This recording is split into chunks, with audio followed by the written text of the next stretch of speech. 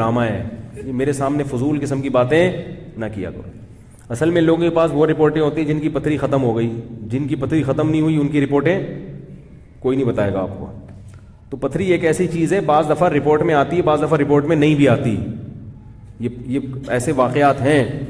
Ultra sound کروایا, پتھری آ گئی, دوبارہ کروایا تو نہیں آئی, تو وہ دم بھی ہو چکا تھا اس اتفاق سے اس دوران.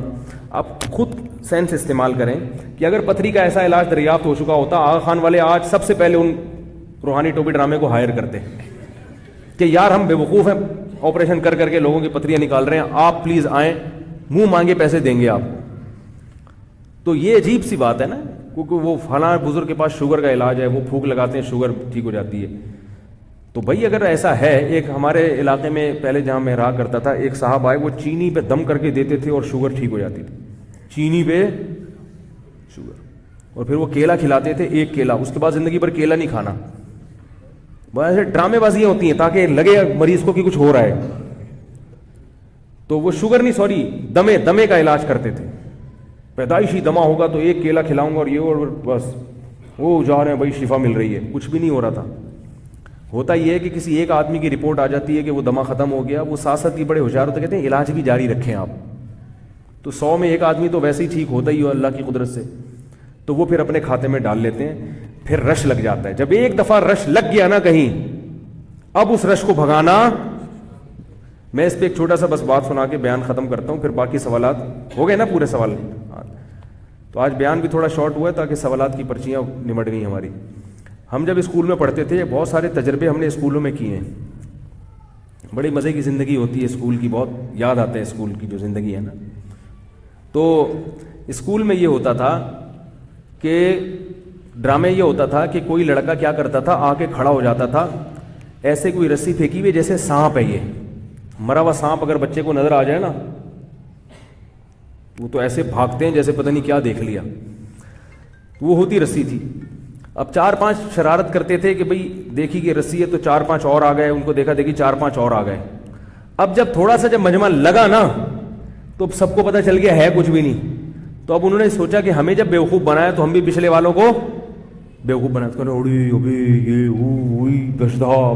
بڑا سانپ, ابے یہ.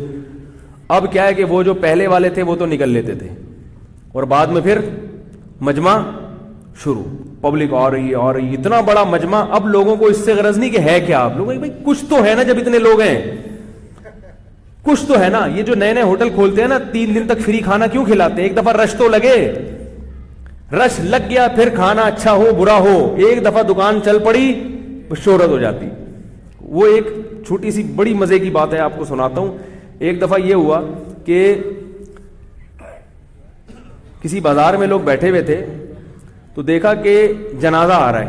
وہ اصل میں کوئی چرسی ہیروئنچی مر گیا تھا, ایک ہیروئنچی مر گیا. تو اس کے ہیروئنچیوں نے سوچا اب اس کا کیا کریں یار, ہیروئنچیوں کو تو پتہ ہی نہیں ہوتا کون ابا ہے کون اماں ہے, ان کی کہاں خاندان ہے. وہ مر گیا, انہوں نے کہا ہمارا بھائی ہے مر گیا تو کیا کریں.